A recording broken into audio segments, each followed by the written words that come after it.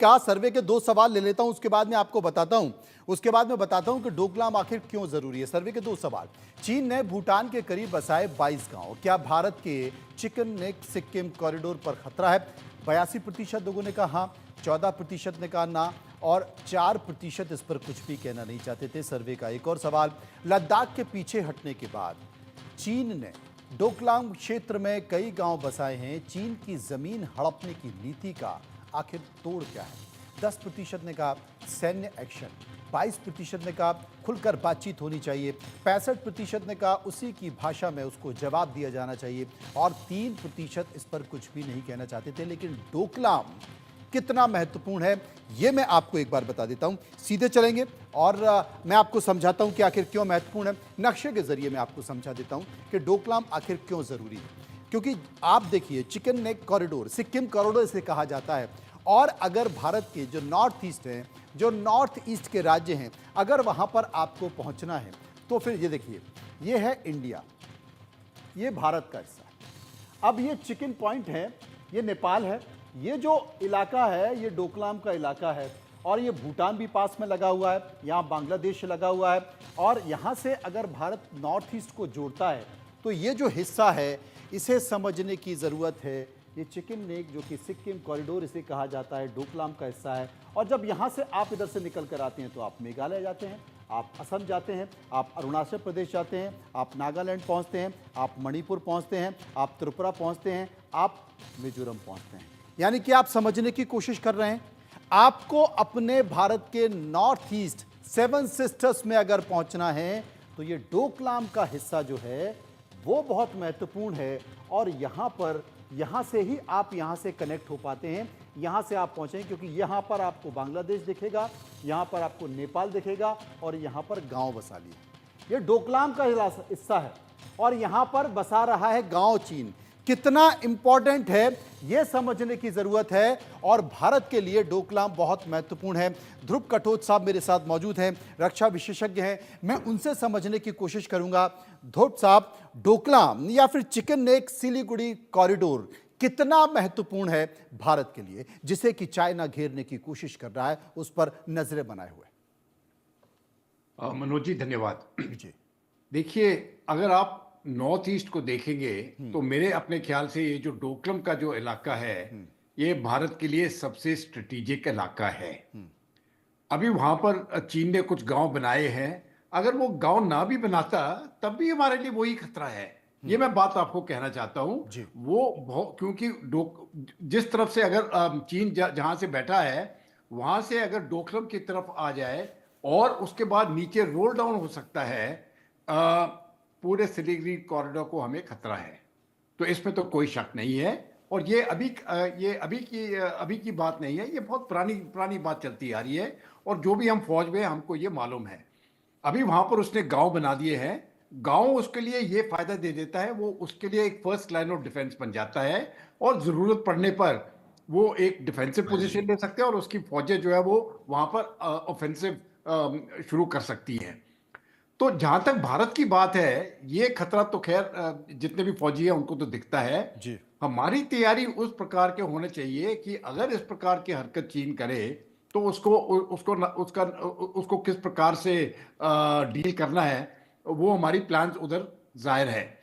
लेकिन इसके इसके इसका जहां तक चीन की बात है, देखिए जनरल साहब ने इससे थोड़ी देर पहले बताया, माथुर साहब ने, कि जो बातचीत चल रही है इस समय पर एनएसए और वांगी की, वो चलना चाहिए, वो ठीक है, मैं भी उनसे बिल्कुल सहमत हूं। जो ये अलग अलग पहलू हैं, आप बातचीत उनसे करते रहो लेकिन अपनी अपनी तैयारी कभी भी ढीली मत रखिएगा। एक बार तैयारी ढीली हो जाएगी वो हमला करने की कोशिश करेंगे। जी। तो हमारी तरफ से कोई ढील नहीं होना चाहिए।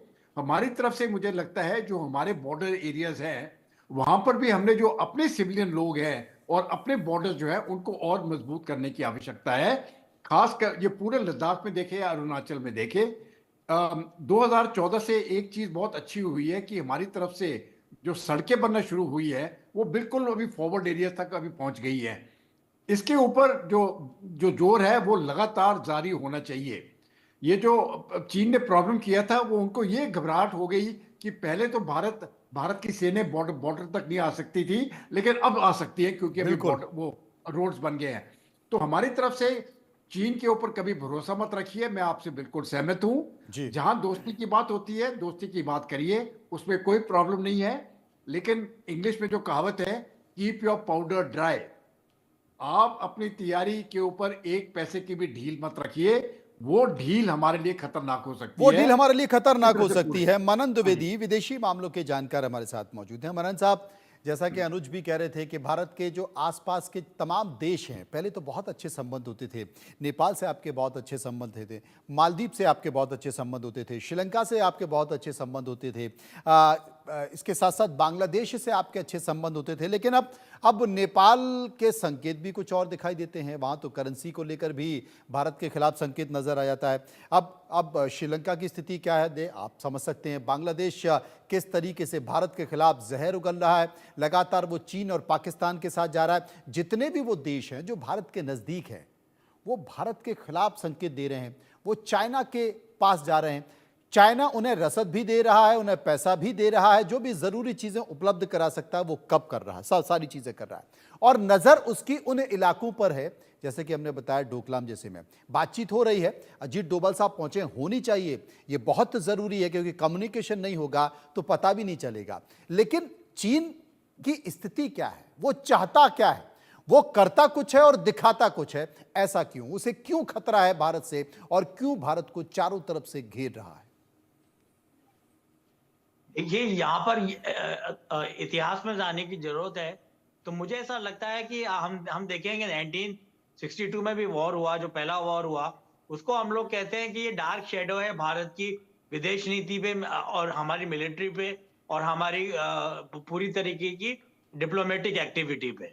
तो उसमें भी हम देखें तो हम पाएंगे कि एलएसी की जो डेफिनेशन है, लाइन ऑफ एक्चुअल कंट्रोल, ये पहले पहले रिकॉर्ड्स के हिसाब से जाओ एनलाई, माओ तो बहुत एग्रेसिव थे और वो पूरी तरीके से हेजिमोनिक और विस्तारवादी विदेश नीति में बिलीव करते थे।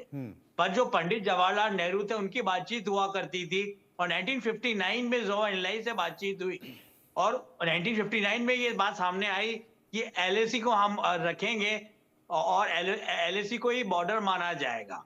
पर इसका खंडन किया भारत सरकार ने, न्यू दिल्ली सरकार ने और पंडित नेहरू ने, और उन्होंने पार्लियामेंट में भी डिक्लेयर किया कि नहीं, जब तक टेंजिबल और फिजिकल पोजेशंस अगर इस एलएसी की अवधारणा से बदलते हैं तो भारत इससे बिल्कुल भी इत्तेफाक नहीं रखता है। तो मैं आपसे यहाँ ये कहना चाहूंगा कि एक तरीके से चाइना हेजिमोनिक है, बड़ा एक्सपेंसिव है, विस्तारवादी विदेश नीति है, और ऐसा कोई भी राष्ट्र रशिया के अलावा या नॉर्थ कोरियन डिक्टेटरशिप के अलावा ऐसा कोई भी राष्ट्र नहीं है जिसके साथ उसके संबंध अच्छे हैं।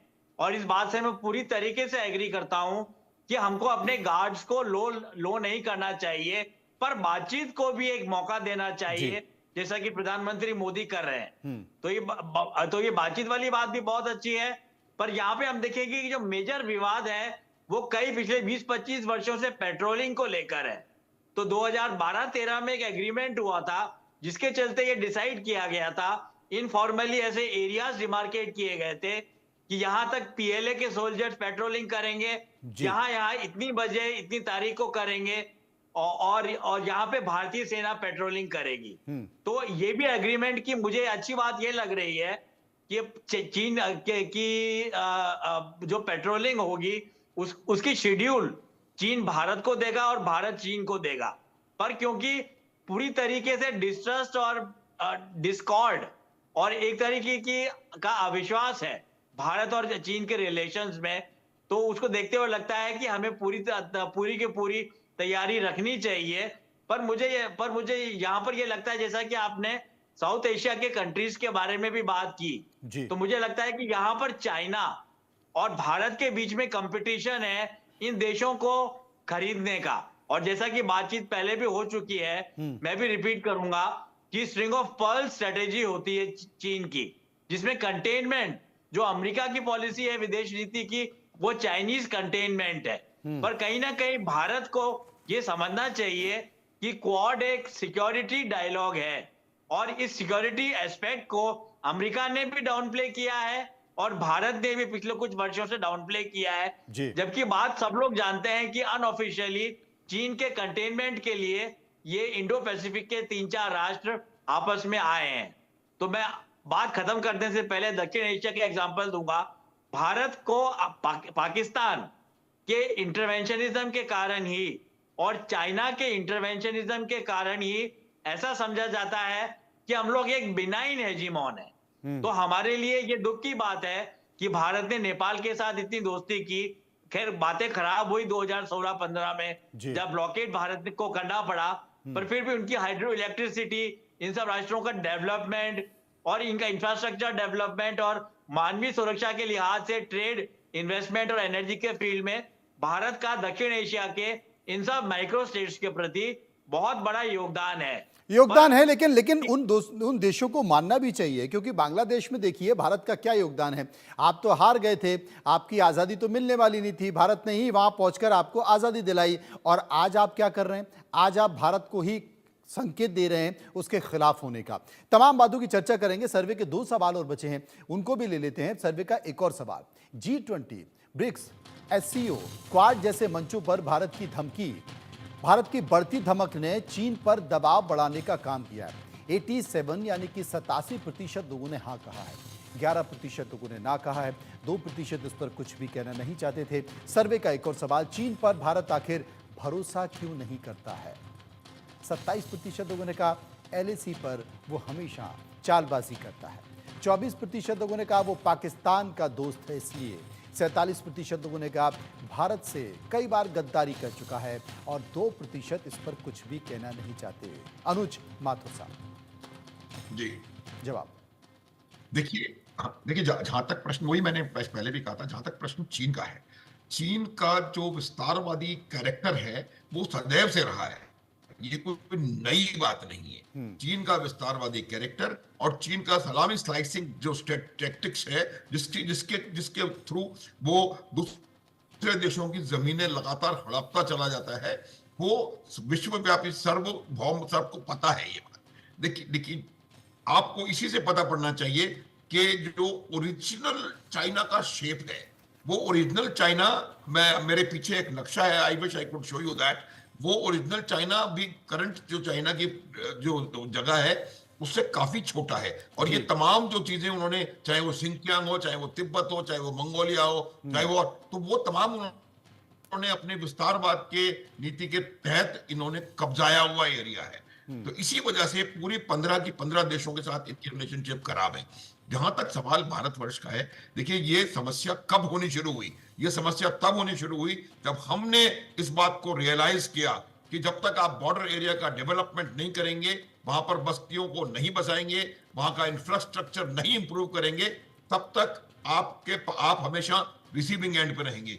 मैं एक छोटा उदाहरण देता हूं, अरुणाचल प्रदेश में आज भी कई स्थान ऐसे हैं जहां पर line of actual control, you will be surprised, लगभग 400 से 500 किलोमीटर दूर तक हमारी रोड जाती है। 400-500 किलोमीटर जो आप तो पैदल चलना पड़ता है, जबकि चीन की तरफ तमाम लाइन ऑफ एक्चुअल कंट्रोल के पोस्ट तक उनकी सड़कें पहुंच रही हैं। तो इस प्रकार का इंफ्रास्ट्रक्चर डेवलपमेंट करना बहुत आवश्यक है, और मुझे लगता है कि पिछले कुछ सालों में हमने इस पे काम करना शुरू किया, और शायद यही वजह थी कि चीन तमतमाया और उन्होंने ईस्टर्न लद्दाख में और डोकलाम में और कई जगह कुछ करने का प्रयास किया। हमें इस बात का यकीन करना पड़ेगा कि चीन अपनी पुरानी विस्तारवादी हरकतों को आगे नहीं बढ़ा पाए, नहीं बढ़ा पाई, ये प्रयास करना पड़ेगा। लेकिन आखिर चीन की दादागिरी कब तक चलेगी? अनुज साहब, चीन अक्सर ये करता है कि 2 कदम आगे बढ़ता है और 2 कदम आगे बढ़ने के बाद वो दबाव बनाता है, दबाव बनाकर वो अड़ा रहता है, और उसके बाद जब बातचीत होती है 1 कदम पीछे खींच लेता है, लेकिन 1 कदम वो आगे बढ़ा चुका होता है। प्रदीप कपूर साहब मेरे साथ मौजूद है। प्रदीप साहब, यही होता रहा है? वही मैं बताने का प्रयास कर रहा था, यही होता रहा है, यही वो करते रहे, न केवल भारत के साथ बल्कि पूरे जो उनके 14-15 नेबर्स हैं सबके साथ यही समस्या है। कोई भी देश हो, और कोई भी उनको किसी के भी साथ नहीं है। रशिया के साथ भी उनके प्रॉब्लम्स है, नॉर्थ कोरिया के साथ भी उनकी प्रॉब्लम्स है। तो प्रदीप साहब, आखिर इस गुंडे को रोकेगा कौन? इस गुंडे के खिलाफ तो सख्त संदेश देना पड़ेगा ना। वो 2 कदम आगे बढ़ता है और उसके बाद आप विरोध करते रहो, अंतर्राष्ट्रीय मंचों पर उठाते रहो, दबाव बनाते रहो, उसके बाद धीरे से वो एक कदम पीछे कर लेता है, लेकिन एक कदम तो आगे कर चुका है, और उसके बाद फिर आप खुश हो जाते हैं, बोले साहब उसने एक कदम पीछे कर लिया। प्रदीप साहब। हाँ जी, थैंक यू मनोज। वही हम कह रहे हैं, तो अब इसी बात को चेक करने की आवश्यकता है, और मेरा यह मानना है कि पिछले कुछ वर्षों प्रदीप जी से सवाल। पिछले कुछ वर्षों में हमने इस सलामी स्लाइसिंग को जी प्रदीप जी। हाँ जी, तो ऐसा है कि जो शुरू में भी देखा जाए, अगर जब एक एशियन रिलेशंस कॉन्फ्रेंस हुआ था 1947 में, हमारे इंडिपेंडेंस के पहले सप्रू हाउस में, जहाँ पर आजकल ICWA है, तो ये मार्च अप्रैल में हुआ था, अगस्त में हमारा इंडिपेंडेंस हुआ था। तो उस टाइम पे 38 देश आए थे रिप्रेजेंटेशन, तो उसमें तिब्बत भी था। उसके बाद में जब ये नेक्स्ट कॉन्फ्रेंस हुआ, उसको कहा गया अफ्रो एशियन रिलेशंस कॉन्फ्रेंस, ये 54 में हुआ बांडुंग में। तो उस टाइम पे चीन को भी वहाँ पर दाखिल किया अफ्रो एशियन रिलेशंस कॉन्फ्रेंस में, और जो इंडोनेशिया था होस्ट चेयरमैन, वो चीन को समय भी नहीं दे रहा था बात करने के लिए। तो नेहरू ने जाके उनको इंसिस्ट किया कि ये चौ एन लाई को समय देना चाहिए, और वो हाथ पकड़ के चौ एन लाई का इंडोनेशिया के चेयर के कमरे के ऑफिस के अंदर ले गए कि इनको भी हमको सम्मान से यहाँ पर इंटरनेशनल प्लेटफॉर्म में समय देना है, प्रेजेंस देना है, सब कुछ देना है। तो इंडिया ने बहुत कुछ किया चीन के लिए बहुत सालों तक, बट जो चीन ने वापसी में जो दगाबाज की है उसका कोई लिमिट नहीं है, और वो चलता भी रहेगा फ्यूचर में। तो इसको उनको कोई रिस्पेक्ट भी नहीं है इंटरनेशनल कोर्ट्स की। जब वो फिलीपींस के फेवर में उन्होंने जजमेंट दिया कि ये आइलैंड फिलीपींस का है, तो चीन ने उसको भी मना कर दिया समझौता करने से और एग्री करने से और आगे बढ़ने से। तो उनके ऊपर दबाव बढ़ाना बहुत ही मुश्किल है जब तक उनका इंटरनल वीकनेसेस खुद उनके ऊपर ब्लो अप ना करे, इम्प्लोड ना करे। और तब और हो भी रहा है, क्योंकि एक तो हर तरफ से उनकी दुश्मनी है, हर देश से उनकी दुश्मनी है जो आसपास हैं। कुछ देशों को छोड़ के, जैसे पाकिस्तान हुआ, नॉर्थ कोरिया हुआ, ईरान हुआ, रशिया हुआ, ऐसे कुछ गिने चुने देश हैं जिनके साथ उनका गूढ़ संबंध है। बाकी देशों के साथ या तो न्यूट्रल हैं जैसे अफ्रीका में, या फिर दुश्मनी है। तो ये चीज़ कोई भी देश को पनपती नहीं है लॉन्ग टर्म में, और ये चीन को भी नहीं पनपेगी। तो किसी ना किसी दिन ये सारा एक्सप्लोड होना है। इकोनॉमी भी उनकी आजकल काफ़ी दुर्घटना में है, काफ़ी बुरी स्थिति में है, और ये दुर्घटना उनकी बढ़ती जा रही है।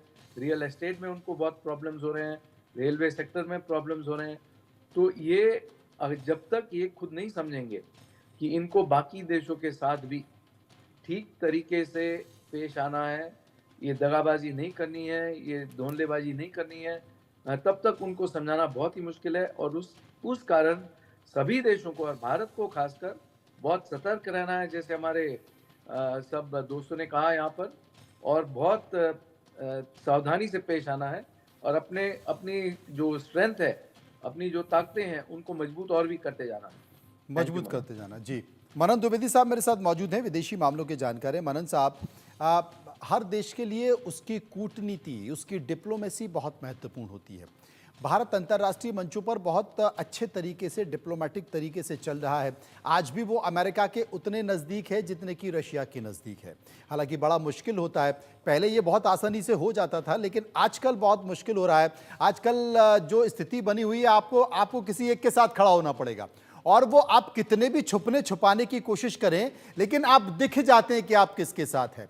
लेकिन बावजूद इसके फिर भी भारत कोशिश कर रहा है कि चल सकता है। लेकिन चाइना क्या कर रहा है? चाइना आपके नज़दीक, आपके आसपास जितने भी ऐसे देश थे, जितने भी ऐसे देश हैं जिनके आपके साथ बहुत अच्छे संबंध हैं, वो धीरे धीरे उनके संबंध खराब कर रहा है। अब ऐसे में नेपाल, मैंने पहले भी जिक्र किया, नेपाल, पाकिस्तान तो पहले से ही है, इसके बाद मालदीव, हालांकि फिर संबंध सुधारने की कोशिश की गई, श्रीलंका। तो भारत के खिलाफ तो माहौल बना ही रहा है ना, और वो माहौल बन भी रहा है और वो दिख भी रहा है। तो ये दोनों मिलकर, पाकिस्तान और चाइना दोनों मिलकर कर रहे हैं। चाइना भी कंधे पर बंदूक रख रहा है। तो ये आने वाले समय में भारत के लिए वाकई बहुत खतरनाक है। हाँ जी, बिल्कुल, आपकी बात से मैं पूरी तरीके से इत्तेफाक रखता हूं। और यहाँ पर मैं ये कहना चाहूंगा कि जो हमारी पब्लिक डिप्लोमेसी है, वो भारत के प्रधानमंत्री नरेंद्र मोदी जी ने बिल्कुल उन्होंने इसकी एक दो लीफ उठाई हैं, हमारी दिल्ली सरकार ने एक दो लीफ उठाई हैं अमेरिकन पब्लिक डिप्लोमेसी से। पर मुझे लगता है कि जिस तरीके का प्रोपोगेंडा का जो सर्कल है, जो उसका जो प्रोपोगेंडा का जो इम्पैक्ट है, जो चीन अपने देश को मार्केट कर लेता है और जिस तरीके से अपने दुश्मन और दोस्तों के बारे में बातचीत कर लेता है और कैपिटलिस्ट वे में पैसा कमा लेता है, जबकि वो लोग कहते हैं कि वो लोग कम्युनिस्ट है, समाजवादी हैं, तो भारत को यहाँ पर बहुत बड़े लेवल पर फंडिंग की आवश्यकता है, ऐसा मुझे लगता है। जी। मैं ये नहीं कहूंगा कि मुझे बहुत फील्ड एक्सपीरियंस है, पर कहीं ना कहीं मुझे लगता है कि अफ्रीका में, लैटिन अमेरिकन कंट्रीज में और साउथ ईस्ट एशिया में जो काम हो रहा है, ऐसी बात नहीं है। अगर हम देखें आंकड़ों को तो कन्फ्यूशियस सेंटर्स हैं चीन के जो करीब शायद 700 750 के करीब है विश्व के विभिन्न राष्ट्रों में। और अगर हम उसके पैरेलल भारत को मार्केट करने का, भारत को सेल करने का और भारत के लेजेंड, मिथ और लोर को, इतिहास को, हमारी स्ट्रेंथ्स को मार्केट करने का जो मौका है, उतना हम लोग डेवलप नहीं कर पाते, उतनी बातचीत नहीं कर पाते। तो कहीं ना कहीं हमें पब्लिक डिप्लोमेसी की कवायद में, मतलब मीडिया डिप्लोमेसी और कल्चरल डिप्लोमेसी की कवायद में तेजी लानी पड़ेगी। और एक बात तो ये हुई, और दूसरी बात मैं यहाँ पर ये कहूंगा कि चीन के ऊपर बिल्कुल भी विश्वास नहीं किया जा सकता। और जहां तक आपने पहले बात बोली थी कि सेटलमेंट की बहुत पुरानी पॉलिटिक्स होती है, जैसे इजराइल पैलेस्टीन कॉन्फ्लिक्ट में भी सेटलमेंट्स को इजराइल सपोर्ट करता है। मैं खुद पैलेस्टीन को सपोर्ट नहीं करता, पर इजराइल ने सेटलमेंट्स बनाए और वहां पर से सारे काम होते हैं। पर जो नॉन स्टेट एक्टर होते हैं या फिर जो रिकैल्सिट्रेंट नेशन स्टेट एक्टर्स होते हैं, जो कि चीन है, वो भूटान में अपने सेटलमेंट्स, अपने विलेजेस बना रहा है। तो मुझे एक एकेडमिशियन की तरह, मैंने कभी युद्ध लड़ा नहीं, मैंने युद्ध सिर्फ सिनेमा में देखा है या न्यूज में देखा है। कभी अगर युद्ध होता है या कोई भी ऑल्टरकेशन या कन्फ्रंटेशन या मिलिट्री एंगेजमेंट भारत और चीन में होता है, तो कोलैटरल डैमेज की तलवार भारत के ऊपर भी लटकाने का प्रयास चीन करेगा, बिल्कुल तो करेगा। और इसके इसके पीछे कहीं ना कहीं मनन साहब, मुझे ऐसा लगता है, हो सकता है कि मैं अपनी जगह मैं जो सोच रहा हूं वो गलत हो, लेकिन इसके पीछे भावनाएं बहुत जरूरी होती हैं और भावनाएं जिम्मेदार भी होती हैं। ध्रुव साहब मेरे साथ मौजूद हैं। ध्रुव साहब, मैं आपसे एक बात पूछना चाहता हूं। भारत हिंदू राष्ट्र बनने की बात करता है, भारत की सियासत में बैठे लोग, भारत की एक बड़ी आबादी जिसे भारत में बहुसंख्यक कहते हैं, वो हिंदू राष्ट्र बनाने की बात करते हैं। और हमारे पड़ोस में जो हिंदू राष्ट्र है नेपाल, वही हमारे खिलाफ खड़ा हुआ है। इसके साथ साथ हमारे भारत में एक बड़ी आबादी है जो अल्पसंख्यकों की है, यानी कि मुस्लिम्स की है। मुझे लगता है 11 के बाद के आंकड़े तो नहीं आए, लेकिन करीब 30-35 करोड़ के आसपास तो होगी अगर जनगणना हो जाए तो। आप देखिए इस वक्त जो तस्वीर निकल कर आ रही है, इस देश में हिंदू मुस्लिम हो रहा है, मंदिर मस्जिद हो रहा है, और इस देश के अल्पसंख्यक संगठनों से जुड़े हुए नेता राष्ट्रीय स्तर पर, क्योंकि जमात के बहुत सारे प्रतिनिधि अंतर्राष्ट्रीय स्तर पर भारत में आते हैं, वो शामिल होते हैं यहाँ के धार्मिक कार्यक्रमों में, वो अलग अलग संकेत लेकर जाते हैं। तो ऐसा जो तमाम मुस्लिम राष्ट्र है, चाहे वो पाकिस्तान हो, चाहे वो बांग्लादेश हो, श्रीलंका में भी बड़ी आबादी है, म्यांमार में भी है और मालदीव में भी है, तो कहीं ऐसा तो नहीं कि वहां पर उन देशों में ये जाता हो कि साहब अल्पसंख्यकों पर अत्याचार हो रहा है, तो वहां की सामाजिक भावनाएं भड़काई जा रही हैं। उसमें चाइना का बहुत बड़ा रोल है, उसमें पाकिस्तान का बहुत बड़ा रोल है, इनके तमाम जो धार्मिक संगठन है उनका बड़ा रोल है। ये भी एक आने वाले समय में बड़ा संकट हो सकता है भारत को घेरने का। क्या ये एक हथियार है? बिल्कुल सही कहा आपने। ये एक बहुत खतरनाक हथियार है उनके पास, और हमको सतर्क रहने की बहुत आवश्यकता है। देखिए, एक तो हमारे पास जो पाकिस्तान की तरफ से सिक्योरिटी थ्रेट है, चीन की तरफ से है, अभी थोड़ा बहुत बांग्लादेश की तरफ से भी हो गया है इन्फिल्ट्रेशन वगैरह का। लेकिन मैं समझता हूँ सबसे बड़ा खतरा हमारा इंटरनल ही है जी, क्योंकि अगर आप इंटरनली मजबूत नहीं होंगे तो इस प्रकार के प्रॉब्लम्स आते रहेंगे। आपने कहा कि भाई भारत में सबसे ज्यादा हिंदू हैं, तो हिंदू स्टेट क्यों नहीं बनाया जाता है। हिंदू का धर्म का मतलब सिर्फ सबसे बड़ा मतलब ये है सनातन का, कि सनातन धर्म में ही सब धर्म आ सकते हैं, सब धर्म को बराबर मानते हैं, लेकिन इस्लाम सब धर्मों को बराबर नहीं मानता है, ना तो क्रिश्चियनिटी या बाकी धर्म सबको बराबर मानते हैं। इसलिए जहां पर भी मुसलमानों की मेजॉरिटी हो जाती है वहां कॉन्स्टिट्यूशन खत्म हो जाता है और शरिया शुरू हो जाता है। तो यहाँ जहां तक भारत के लिए जरूरी है अपने कॉन्स्टिट्यूशन के ऊपर चलो, और इंटरनली ये जो खास करके जो पॉलिटिकल पार्टीज डिविजन करने की कोशिश करती हैं वोट लेने के लिए, मैं समझता हूँ इसके ऊपर लगाम लगाने की बहुत जरूरी है। इंटरनल सिक्योरिटी हमारे लिए सबसे बड़ा खतरा है। उसके बाद चीन और पाकिस्तान को तो हम निपट लेंगे, मुझे नहीं लगता है कि कोई खास प्रॉब्लम है। हमारी सेना बहुत मजबूत है, लेकिन इंटरनली हमको स्ट्रांग होना चाहिए, इकोनॉमिकली हमको स्ट्रांग होना चाहिए। एक बात मैं सिर्फ आखिरी बात ये बताना चाहता हूँ, देखिए चीन जो है एक पावरफुल देश है, मिलिट्रीली पावरफुल है, इकोनॉमिकली पावरफुल है। जो भी पावरफुल देश है वो अपनी मन मर्जी करते हैं। अमेरिका भी करता था, उससे पहले ब्रिटेन करता था, अभी चीन कर रहा है। मुझे इससे कोई इतराज नहीं है। उसका मुकाबला करने के लिए भारत को ताकतवर होना पड़ेगा, मिलिटरीली और इकोनॉमिकली। और एक बार हम मिलिटरीली और इकोनॉमिकली स्ट्रांग हो जाएंगे तो किसी की भी मजाल नहीं है, बेशक वो चीन हो या कोई और देश हो, भारत के ऊपर इस प्रकार की निगाह देखने के लिए हम मजबूत रहेंगे। तो इंटरनली मुझे लगता है इंटरनली उस प्रकार की यूनिटी चाहिए हमें जिससे कि हम और मजबूत बन सकें। ये आपने बहुत महत्वपूर्ण बात कही है कि ठीक है आप सीमाओं पर लड़ लोगे, आप आर्थिक तौर पर और मजबूत हो जाओगे, क्योंकि चाइना भी भारत से लगातार घबरा रहा है, क्योंकि वहां पर तमाम बड़ी बड़ी कंपनियां चाइना छोड़कर दूसरे देशों का रास्ता तलाश रही हैं, वो देख रही हैं, और भारत में उसे अपार संभावनाएं मिल रही हैं। तो कई सारी कंपनियों का रुख है।